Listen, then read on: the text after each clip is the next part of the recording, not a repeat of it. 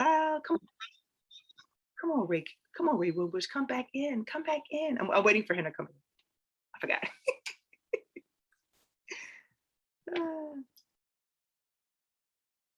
All right. Oh gosh, need some folks. I'm gonna stop recording. I should like end the meeting, but I'm not. I have to edit this recording.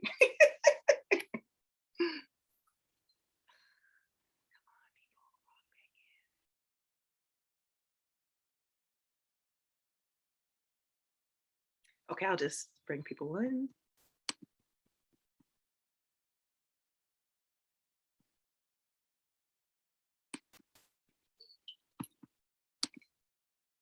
Disable the waiting room. Good morning, folks. I'm just going to be disabling the waiting room so people can come in without me having to monitor those who have checked in. And then I will get started really quickly.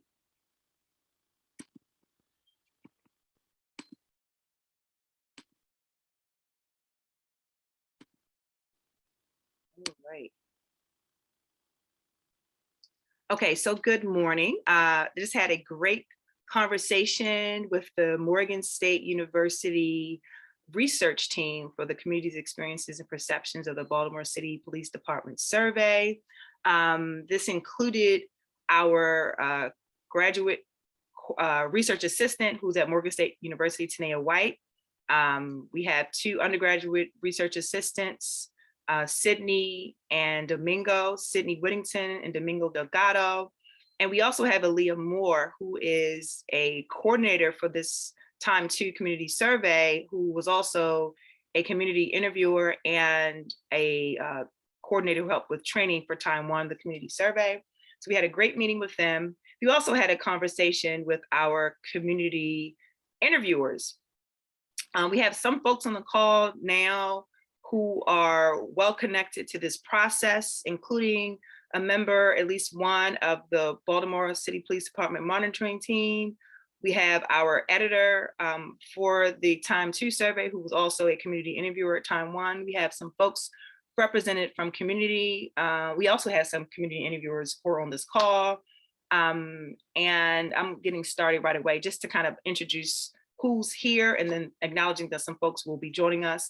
I'm also acknowledging that obviously this is being recorded because everyone cannot be here at 11:30 a.m. hour for this live discussion. So today's conversation is to do a couple of things, is to acknowledge that the community survey, the Community's Experiences and Perceptions of the Baltimore City Police Department survey is underway.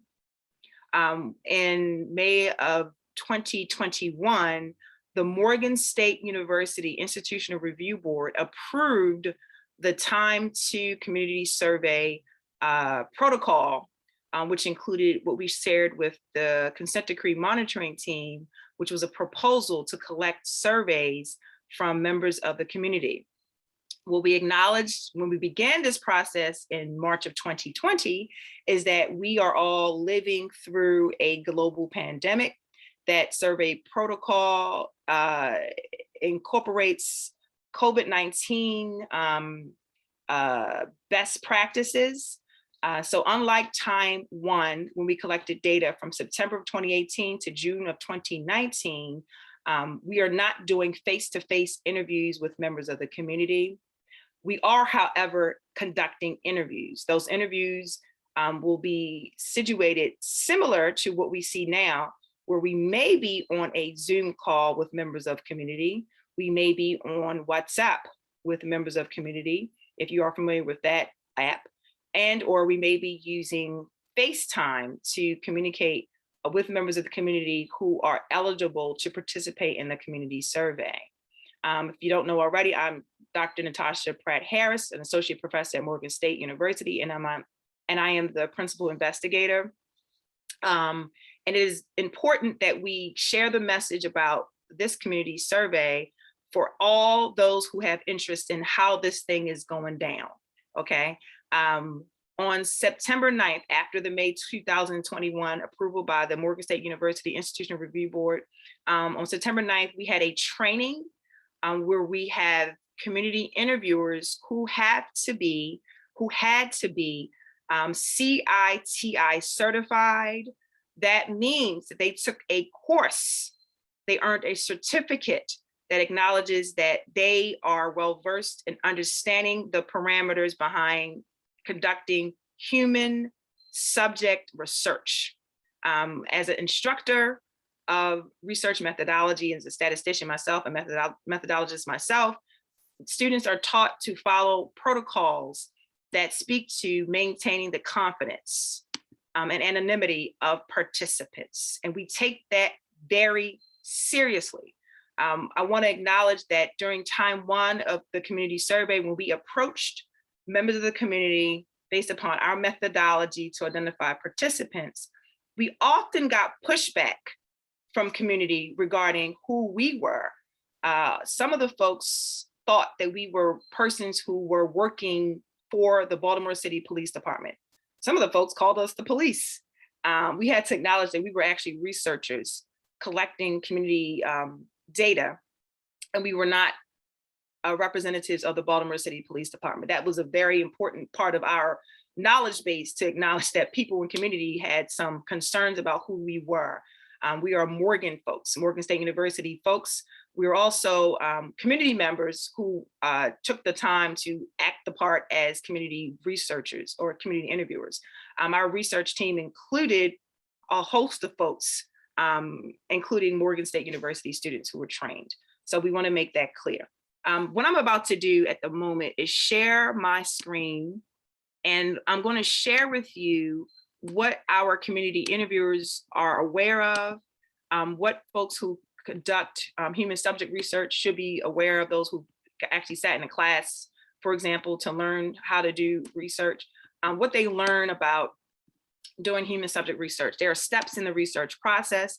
These are the very steps that we followed for this community survey at both time one, which was September 2018 through June 2019, and time two, which began with the identification of participants September of 2021 until we collect the survey data from 600 participants. So we've identified the problem. So the Baltimore City Police Department is currently under a consent decree. Given that they're under a consent decree, there is a monitoring team who's assigned to monitor the city of Baltimore and its police department. So when we talk about the problem, we're talking about the research problem, not necessarily the problem as relates to any entity within our city, but the research problem is, well, how do we engage with community to assess their perceptions and experiences with the police department? So we've identified a problem being that we need to have a way to communicate with community regarding their perceptions and experiences.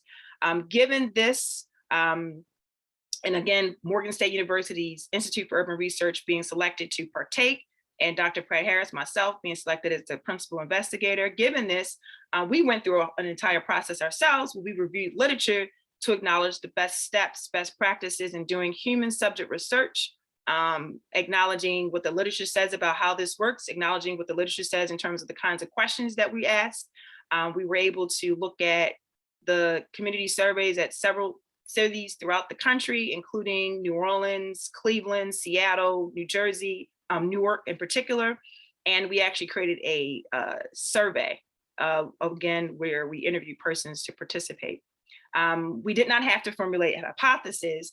We're doing a true descriptive assessment.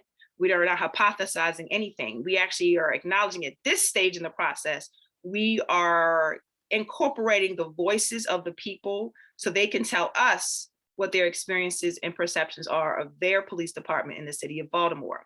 Given all that, we had to develop a methodology, which includes saying, okay, we are not going to send a hard copy survey to members of community to complete. That can be problematic, whereby community has varying perspectives on meaning of words. There's variation in terms of literacy. There's variation in terms of responses because of the nature of the questions. If they are not quite sure if this is coming from the police department or otherwise, they may or may not respond. So we decided that this particular process would include a actual interview. And we had about 20 plus community interviewers time one who actually knocked on doors based upon a random selection of addresses and streets, who also did data collection based upon a convenience sample of participants. And we actually had face-to-face interviews with folks. For time two, we're following through on similar processes, meaning we're going to do face-to-face interviews with folks, but we're going to have an interface, which will be the technology that we're going to be using, that we're using to interview members of the community. Part of this process in writing this methodology is developing this proposal that we had to send to the monitoring team to acknowledge this process, which is everything in terms of what the literature says regarding the kinds of questions that we ask, what the literature says in terms of the methodology that is going to be used, and ultimately that same proposal will be used to write the final report that is written after the data has been collected. And again, IRB is a part of this process. And after we get IRB approval, which we got in May of 2021, we go through the process of collecting data. So I want to make this clear for those who are members of the community and any other entity regarding steps in the research process. Today's discussion is on ethics and human subject research. And this is an important discussion, just like any other component of this process. There are important caveats of this discussion. When we submit to IRB, we do this, and this is something I've trained students on in the classroom. I trained folks on for time one of community survey. I'm certain I mentioned it's for time two of the community survey. When we train folks, we do this with the backdrop of names like Henrietta Lacks, in particular in Baltimore City, where Henrietta Lacks was a unknown. She did not know she was a human subject for research. She did not know that her cancer cells were being used for research, and that she was not being treated for her cervical cancer. So when we do research as students in the classroom or community members doing a community survey, we think about persons like Henrietta Lacks, and I mentioned her name consistently to acknowledge the importance of protecting our human subjects, and also acknowledging that they're well aware of the consent form, the consent statement that says that they're participating in research as volunteers. For this particular time two survey, each participant is given an incentive of $25 to thank them for their time in completing the interview process. We tell them in the consent statement that the information that they share with us is not connected to anything that they can be identified with. So for example, we don't collect any identifiable information on the survey itself. The only thing that they're sharing with us is information that pertains to their perceptions and experiences. There's a demographic section that talks about race, gender, marital status, income, educational level, but we're not asking for their name. We're not asking for their birthday. We're not including an address, for example, on the actual survey. One of the things I definitely want to make clear for time two of this community survey is we have randomly selected 27 streets in Baltimore City where we will be randomly, well, we've already done this part. We randomly selected 27 streets in Baltimore City where we randomly selected addresses on each of those streets to identify persons to participate. This part of the process has been kind of hammered out since March of 2020. And thankfully, we got to a point September 15th of this year, mailing out invitations to persons, inviting those who receive the mail at these addresses, acknowledging that we are identifying via this address persons at this address who report that they live in the city of Baltimore and that they're at least 18 years of age or older. And given that, we go through a process, which is a stringent process hammered out in our proposal, whereby we identify persons from those addresses to complete the interview. One of the things that we cannot do, and I've said this during the training, of which you all will have access to a copy if you haven't taken a look at it as yet, is that we cannot and we will not share any identifiable information, where any of the participants' confidence or the anonymity can be compromised. We've been asked to confirm, for example, a street. What streets are going to be used to identify participants? The only persons who have access to anything regarding the totality of streets is myself as the PI and Aaliyah as the graduate coordinator, and well, I'm not the graduate coordinator, the coordinator, where we actually had to go through a painstaking process to set up the addresses in a way that we can send out an invitation so that persons can, in fact, get this invitation in the mail and follow up with us to schedule an interview. We've also have a research team who's responsible for doing a Google mapping scenario. So far in this process, we've received some of the invitations kicked back to us. And where those invitations were kicked back to us via the mail, we had to do a Google map thing initially to acknowledge, well, what structure was this invitation sent to? And does that speak to why the invitation was sent back to us? And then from there, where we are now is saying, okay, we have these returned pieces of mail. Now we want to go out in community to physically look at these structures to see what the issue is and to do the best we can in terms of following up based upon those addresses. Another thing that we are doing, and this is something that we have to do at this point, is we have to send out invitations again. So that means that while we sent out a mail invitation using the standard business sized envelope, we are actually responsible for sending out a postcard to get folks to participate, to acknowledge that we have invited them to participate. So this is where we are at this point, where we are in the midst of scheduling interviews, but we don't have the number of persons responding in the way that we would like. One thing that we've acknowledged is the following. Number one, mailing anything. We've learned this this past year regarding supply chain. Mailing anything is not perfect. When we do human subject research, mailing an invitation or mailing a survey itself doesn't give you what you need regarding attrition, people responding in a way that we would like.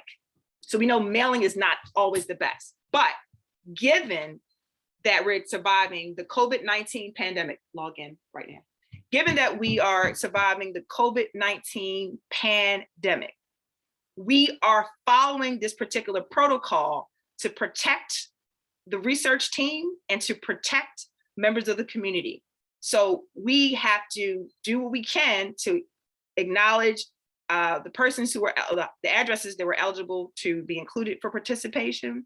And then when we're not getting the responses that we'd like to begin with, we have to send out the postcard. So we're at this time of this process, we're actually engaging in sending out invitations again for participants.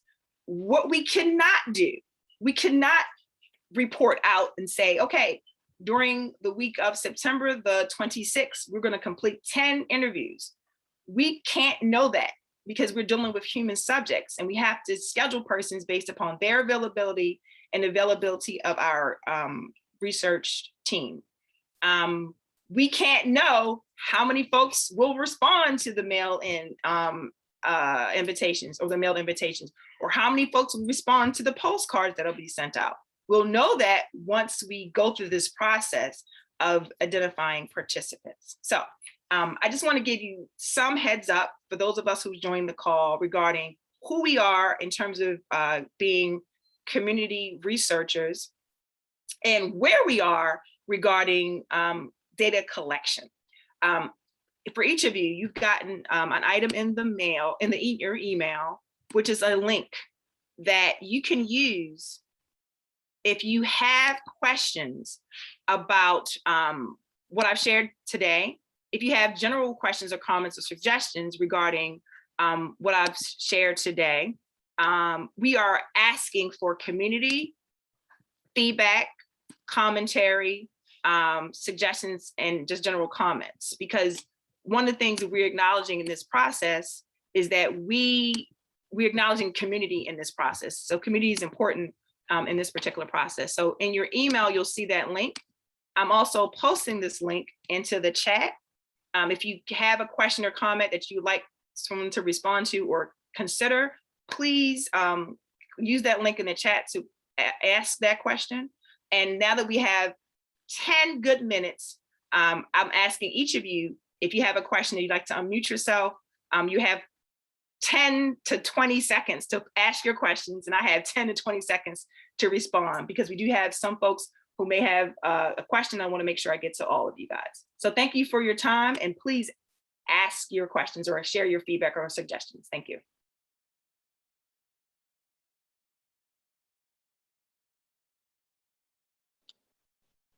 Good morning. Hi, everyone. Megan McDonough from the Monitor team.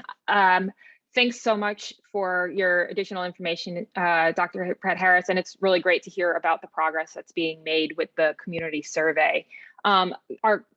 Just a couple quick follow-up items. It sounds like there isn't a clear number that you can share at this point with how many interviews have been scheduled. It sounds like that's just still ongoing, but any numbers, if there is a number that you might be able to share with us about the number of interviews that have been scheduled. I know, again, as you said, that it's hard to anticipate into the future. And then any information you can share with us about the data security, if there is a data security plan in writing from the IRB process that we might be able to see, just so that we're all clear on what that looks like, so that we don't have to, follow up with questions every time about what we can and cannot ask about.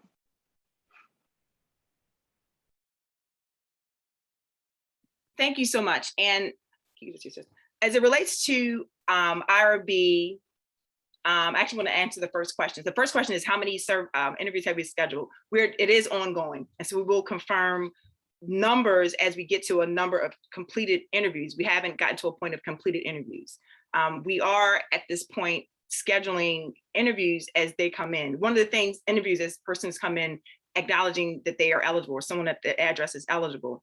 One of the things that will happen after today's meeting is that there is going to be a mailing out of those postcards, because from there we would like to get more hits regarding participation. I am acknowledging a couple of things. Number one, a business size envelope may be intimidating, I'm not sure, or people may toss them, I'm not sure, and that may lend to people not responding. Also, mail-in is always not the best. The other thing is we have 3 ways that persons can contact us. It's the email that's on the CC that you guys saw in your email for the community survey.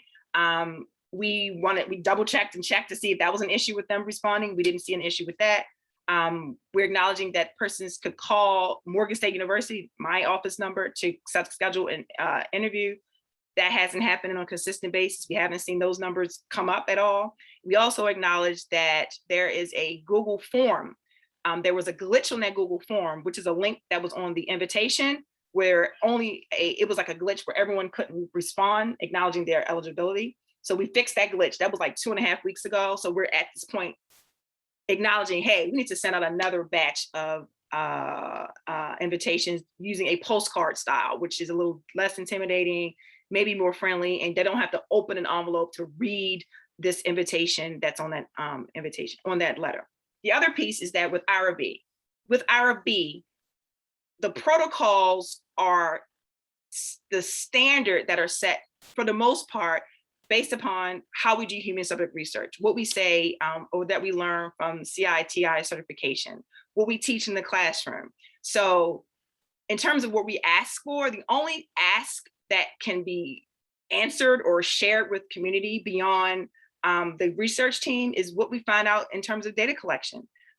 What we find out in terms of the macro acknowledgement of the numbers. What are people generally saying about their perceptions and experiences with community?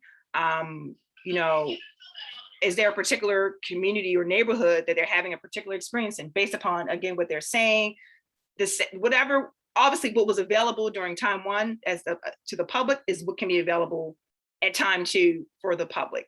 And what we know is that when we, outside of a research team, have a perception or acknowledgement of like who is a possible participant, that lends to unnecessary bias. Our job is to be forthright in acknowledging the protocols in terms of the methodology to identify participants, using this random selection. And the only reason we even have an address is because that's the only way we can identify participants, is not to speak to the walks of life of different people, because these addresses, one of the things we want to make clear for all the folks on the call is these addresses aren't households. They are addresses. So these persons can be, it could be a bar and it happens to be someone at this bar who reports that X number of people are 18 and older and eligible to participate, who are possibly available to participate. We can't speak to, where they come from. It's just a matter of how we identify people. And thankfully we have a way to do it via an address. So what we can share, obviously, every 2 weeks we'll have the same kind of meeting, is that, we are in the midst of data collection. We've collected X number of interviews, or we completed X number of interviews, and we are still in time one, like we all are in. It's called part one of data collection, which is a random selection of participants section of data collection. If we get to the point after part one of data collection where we don't have a representative sample, meaning we don't represent certain members of the community, like the hard to reach, then we'll move into what's called a purposive sample. So we'll acknowledge, hey, right now we're in part one, the random selection for folks, and then we're moving into part two if necessary, which is purposive sample. Now, one of the things I'll say is I did not follow my own instructions. I spoke too long. So if there's another question, please share. Again, that link that's available in the chat, and I'll post it again. And it's also in your email. You can post your questions there. We have 2 minutes. My apologies for being so long-winded. That's what happens when you love to talk and you are a professor. Thank you. So I think my question would be following up on what you just said, where there's uncertainty about the number of participants and the pandemic compounds it. So my question would be, how do we ensure that this process is going to actually serve the impacted communities that influence the consent decree, which, as you stated, are the hardest to reach communities to actually get that input from? I understand the complications and all of that, but for me, there has to be a contingency to this first phase, where are you prepared to then, if the numbers aren't what we need to have a representative sample, are you prepared to reach out to community organizations or whatever the case may be to actually put that invitation out to a greater populace, so to speak? Because no, go ahead. Thank you. That's a good question. So what we acknowledge in the proposal is that we have a 2-part data collection plan. So we're currently in part one. Part one is a random selection of participants part. I hate the language I'm using at the present time, but that's what it is. So we've identified randomly 27 streets in Baltimore City. And within those 27 streets, we've identified randomly addresses randomly on each of those streets. And we mailed out invitations to each of those addresses. And then we're waiting for folks to respond given their eligibility at those addresses. In addition, on those 27 streets, we have what we do is called community canvassing. And that community canvassing requires just a small segment of the team kind of canvassing the neighborhood or the streets to identify potential participants based upon a random selection of those persons who are physically on those streets who can participate. That's still part one of data collection. Once we've exhausted the possibilities with the streets, given the mailed invitations and the community canvassing on those streets to identify participants, we move into part two, which is the purposive sample. So when we look at the demographic details for the participants, and we acknowledge that maybe we don't have representation from the LGBTQ. Maybe we don't have participation from what's another underrepresented group that we've acknowledged? Persons where English is not the first language. And we're basing this upon the demographic details of the city. Then we're doing what's called purposive sampling. Our purposive sampling includes hard to reach. We're very intentional in acknowledging LGBTQ, where English is not a first language, squeegee, persons who squeegee for a living. I'm not using the poor language there, but persons who squeegee for a living, members of the homeless community.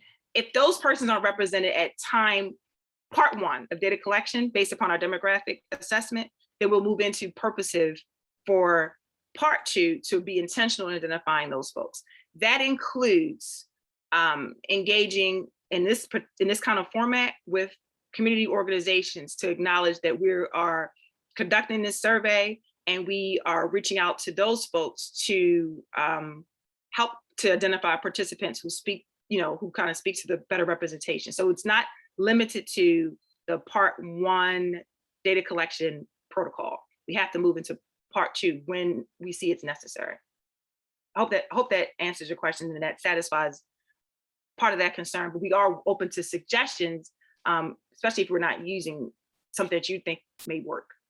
Well, just from experience and canvassing and collecting this type of information, I know that a mailed envelope to a house randomly is not really going to get a response in certain neighborhoods. A lot of people don't have access right now to virtual engagement like that. And once again, that's an issue that we have to consider and incorporate into all of our data collection, because that is the impacted community in which the consent decree was presented on behalf of. I agree. And what we do at this point is we have that built into the protocol. So there are a couple of things. Number 1, we didn't limit it to just the address invitation. Number 2, we do have technology for persons who acknowledge they don't have like a cell phone or a phone to have a conversation with someone about even scheduling an interview or actually partaking in an actual interview. So we have technology that will be given to persons who may need it. This includes a tablet and hotspot that will be theirs because they were given the opportunity where they acknowledge that they are eligible and they are scheduled for an interview. So those things were built in. Now this is not perfect. We're still dealing with humans doing human subject research and humans doing human subject research during a pandemic.